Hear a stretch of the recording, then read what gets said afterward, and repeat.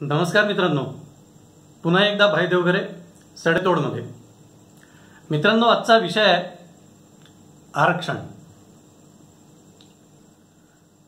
आता आरक्षण म्हटल्यानंतर आपल्या इथे एक हा खूप संवेदनशील विषय असतो. सगळे जातीचे सगळे लोक तिथे येऊन आपलं आरक्षण मिळावं म्हणून त्याच्या मागे धोशास लागतात. खरं म्हणजे मागासवर्गीय साबित करण्यासाठी समाजाची धडपड ही फक्त भारतात बघायला मिळते. वैषम्य वाटतं. आता जर आपण एक विचार केला, स्वित्झर्लंडमध्ये स्विस बँकेमध्ये दरवर्षी इतका पैसा त्यांचा सरकारी खात्यात जमा होतो. स्विस बँकेमध्ये रूल्स अँड रेग्युलेशन्स प्रमाणे एक नियम आहे आणि त्या नियमानुरूप जर 7 वर्ष एखाद्या खात्यामध्ये कुठलंही ट्रान्झॅक्शन झालं नाही तर मात्र ते खातं सीज केलं जातं. आणि ते खातं जर सीज केलं गेलं तर तो पैसा सरकारच्या खात्यामध्ये जमा होतो. आणि हा जमा झालेला पैसा इतका जास्ती आहे तिथे की एका सर्व्हेनुसार त्यावेळेस स्वित्झर्लंड सरकारने सांगितलं होतं की हा जर पैसा आम्ही तुम्हाला वाटला म्हणजे स्वित्झर्लंडच्या जनतेला, ते खूप मोठी रक्कम तुमच्या खात्यामध्ये जमा होईल. मित्रांनो, विचार करा, जी गोष्ट पंतप्रधान होण्यापूर्वी मोदींनी म्हटली पण नव्हती 15 लाखाची, त्यावेळेस मोदींनी असं म्हटलं होतं की जर बाहेरचा काळा पैसा भारतामध्ये आपण वापस आणला तर प्रत्येकाच्या खात्यामध्ये 15 लाख रुपये येऊ शकतात. इतका काळा पैसा भारताच्या बाहेर आहे. पण त्याचा विपर्यास केला गेला आणि मोदी 15 लाख निवडून आल्यानंतर प्रत्येक खात्यामध्ये टाकणार असा गर्भितार्थ जनतेच्या डोक्यामध्ये बिंबवला गेला. म्हणजे तुमच्या तोंडात शब्द नसताना सुद्धा ते शब्द तोंडात घालून लोकांच्या डोक्यात घुसवले. ही आमची भारतीय राजकारणी परंपरा. पण ज्यावेळेस प्रत्यक्ष पैसा द्यायची वेळ आली स्वित्झर्लंडमध्ये, त्यावेळेस मात्र स्वित्झर्लंडच्या जनतेने स्पष्टपणे सांगितलं की असा फुकटचा पैसा आम्हाला नको. आमची इच्छा आहे की याच्याऐवजी हा पैसा सरकारने इन्फ्रास्ट्रक्चर झाले किंवा जी काही प्रगतीची साधनं झाली त्याच्यावर खर्च करावा आणि देशाची प्रगती होईल असं काहीतरी करावं. हे एक रिस्पॉन्सिबल नागरिक म्हणून अशी उत्तरं कुठल्याही देशातल्या नागरिकाकडनं अपेक्षित आहेत. मात्र भारतातलं राजकारण इतकं गढूळ आणि खराब आहे की आमच्या इथे नसलेले शब्द सुद्धा लोकांच्या तोंडात कोंबून त्याचा विपर्यास केला जातो. हे आमच्या इथली, हो म्हणा नाही म्हणा, एक घाणेरडी सवय आहे आणि या सवयीला आम्ही लोक बळी पण पडतो. आता जसं आरक्षण मिळण्यासाठी जी धडपड चालू आहे, विचित्र धडपड चालू आहे मित्रांनो. आरक्षणामागचा जो राजकारणी खेळ आहे हा खूप लांबचा विचार करून खेळला गेलेला खेळ आहे, साधा खेळ नाही आहे. जे काही सध्या पडसाद संसदेमध्ये उठत आहेत, जे काही पडसाद सामान्य जनांमध्ये बिंबवले जात आहेत, हे साधेसुधे समजू नका. पूर्णपणे व्यवस्थित प्लॅन करून खेळल्या गेलेली ही खेळी आहे. कशी? तर ज्यावेळेस मराठा आरक्षणाचा मुद्दा आला त्यावेळेस जुनं दिलेलं आरक्षण हे रद्द होईल याची काळजी घेतल्या गेली. हे असं कित्येकदा देवेंद्र फडणवीसांनी सुद्धा म्हटलेलं आहे की जर महाराष्ट्र सरकारने व्यवस्थित रित्या ही केस हँडल केली असती, वेळेत उत्तर दिले असते, तर ही मराठा आरक्षणाची वेळ आली नसती. पण मुद्दाम कारण काही असू द्या मराठा आरक्षण रद्द होईल याची काळजी आजच्या सरकारने घेतली होती, महाराष्ट्र सरकारने, असं देवेंद्र फडणवीसांचं म्हणणं आहे. हा खेळीतला एक पहिला भाग झाला. त्याच्यानंतर नवीन आरक्षण, मराठा आरक्षण मिळणार नाही याची सुद्धा काळजी घेतली गेली. कशी? तर नवीन आरक्षण जर मिळालं नाही तर जी रिक्त पदं आहेत ती रिक्त पदं सुद्धा जी काही होती ती रिक्त पदं सुद्धा त्यांनी सरकारी भरलेली नाही आहेत अजून. पण नवीन आरक्षण मिळणार नाही याची पूर्णतः काळजी घेतली गेली, कारण हे आवश्यक होतं आणि प्लॅन मधला हा एक अविभाज्य घटक होता किंवा भाग होता. त्याच्यानंतर दुसरी खेळी म्हणजे ओबीसी आरक्षण जे आहे, ओबीसी आरक्षणावर सुद्धा रद्द करण्याची गदा आणली गेली आणि ओबीसी आरक्षण सुद्धा रद्द केलं गेलं. आणि प्रत्येक वेळी काय झालं? प्रत्येक वेळी बोट केंद्राकडे दाखवलं गेलं.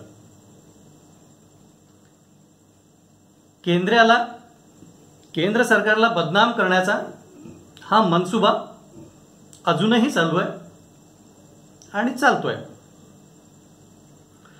कसंही करायचं आणि ठिकरा केंद्रावर फोडायचा. आता सगळ्यात पहिले काय त्यांचं म्हणणं होतं की राज्य आरक्षणाचे अधिकार राज्याला नाहीत. लोकांच्या मनावर बिंबवलं गेलं की हे जे अधिकार आहेत आरक्षणाचे ते राज्याला नाहीत. केंद्र सरकारने याच्यावर ताबडतोब ऍक्शन घेतली. केंद्र सरकारने जेव्हा हे आरक्षणाचे जितके अधिकार होते ते राज्य सरकारला द्यायला म्हणून आज ते बिल पण पास केलंय, झालं की व्हायचंय मला माहित नाही, पण होण्याच्या मार्गात आहे आणि लगेच होणार एवढी गोष्ट निश्चित आहे. तर त्याच्या 3-4 दिवस अगोदरपासनं विरोधी पक्षांनी आणि विरोधी दलांनी एक कोल्हेकुई चालू केली टीव्हीवरती की 50% वर आरक्षण आम्हाला जर नाही तर आम्ही या आरक्षणामध्ये मराठा आरक्षण पण देऊ शकत नाही किंवा ओबीसी आरक्षण पण वाढ करू शकत नाही वगैरे वगैरे वगैरे. म्हणजे परत ठिकरा केंद्रावर. कसंही करून केंद्र फेल्युअर आहे हे सिद्ध करण्याचा त्यांचा हेतू आहे विरोधी पक्षांचा. आतापर्यंत राज्य सरकारला अधिकार नाही म्हणून वावड्या उठवल्या गेल्या आणि हे अधिकार दिल्याबरोबर 50% आरक्षणाच्या वर आम्ही देऊ शकत नाही म्हणून अधिकार घेऊन घेतले, पण आरक्षण देणार नाही ही गोष्ट मात्र तेवढीच खरी. गोष्टी इथेच थांबतील आहेत का? याच्यानंतर काय होईल? याच्यानंतर 50% आरक्षणाचा जो पेट आहे, जी शिजवून ठेवलेली, ज्याच्यावर पेट्रोल टाकून ठेवलेली एक तुमची मशाल आहे की तिला फक्त एक ठिणगी लावायची आहे. दोन्ही बाजूनी बघाल तर फायदा विरोधी पक्षांचाच आहे. कोंडीत केंद्र सरकारला पकडायचा आहे. का बरं? कारण 50% वर जर आरक्षण दिलं तर सवर्ण नाराज होणार आहेत आणि आज 50% खाली जर आरक्षण दिलं किंवा 50%च ठेवलं तर आम्ही पुढचं आरक्षण देऊ शकत नाही. म्हणून विरोधी पक्ष हातावर हात धरून बसेल आहे की केंद्र सरकारकडे हा केस आहे, आम्ही याच्यामध्ये काहीही करू शकत नाही आणि आपला हात व्यवस्थित काढून घेऊ शकतो. आता आरक्षण हा विषय जर आपण बिहारमध्ये बघितला तर मित्रांनो, एक गोष्ट लक्षात येईल. राष्ट्रीय स्वयंसेवक संघाच्या मोहन भागवतजींनी फक्त एक त्यावेळेस वाक्य काढलं होतं आरक्षणाबद्दल, जे आरक्षणाच्या विरोधात नव्हतं. कारण त्याच्यानंतरची वाक्य ते बोलल्या गेले नाहीत किंवा टीव्हीवरती दाखवल्या गेले नाहीत. ते एकच वाक्य टीव्हीवरती दाखवल्या गेलं आरक्षणाबद्दल की संघ आरक्षणाच्या विरोधामध्ये आहे. बस हे वाक्य घेऊन बिहारची जी निवडणूक आहे, बिहारची निवडणूक ही लढल्या गेली आणि भाजपाच्या विरोधामध्ये जिंकल्या गेली आणि लालू प्रसाद यादवनी त्यावेळेस मोहन भागवतना थँक्यू म्हणून एक निरोप पाठवला होता की तुमच्या त्या एका वाक्याने काम केलं.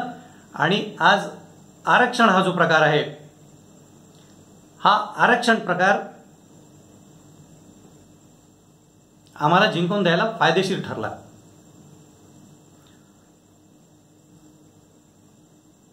तर मित्रांनो, जे आज शिवसेनेचं सुद्धा भाषण झालं संसदेमध्ये, ते सुद्धा याच पुढल्या खेळीवरती आधारित होतं.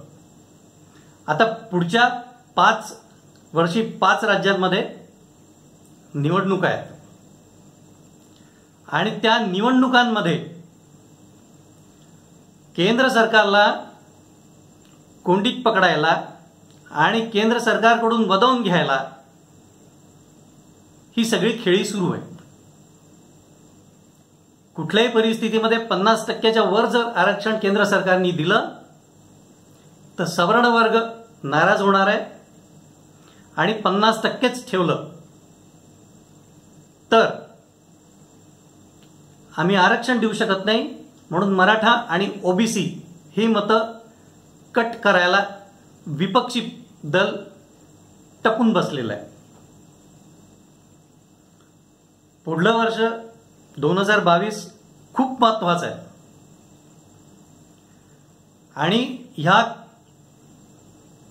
5 निवडणुका 5 राज्याच्या, त्याच्यानंतर त्याच्याच भरोशावर होणाऱ्या राष्ट्रपती पदाच्या निवडणुका, त्याच्यामुळे 2024ला 2022ला खूप महत्त्व येणार आहे.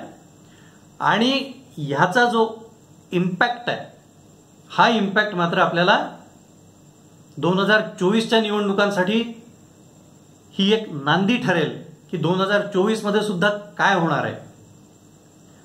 तर विपक्षी दलांनी आरक्षण आरक्षण आरक्षण असं म्हणून आपली चाल खेळलेली आहे आणि त्या दृष्टीने ते लोक पुढे सरकत आहेत की कसंही करायचं आणि केंद्र सरकारला कोंडीत पकडून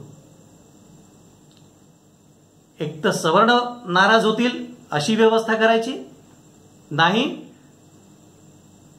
तर आरक्षित लोक नाराज होतील अशी काहीतरी सोय करायची आणि कसंही करून केंद्राचे मतं कापायचे. ह्या दृष्टीने या सगळ्या खेळी सुरू आहेत. आता कोंडीत पकडल्यानंतर केंद्र सरकार काय करतं? 50%च्या वर आरक्षण देऊन सवर्णांना नाराज करतं की 50% ठेवून आरक्षित लोकांना नाराज करतं की नेहमीप्रमाणे याच्या मधला तोडगा काढून पूर्ण जनतेला चकित करतं?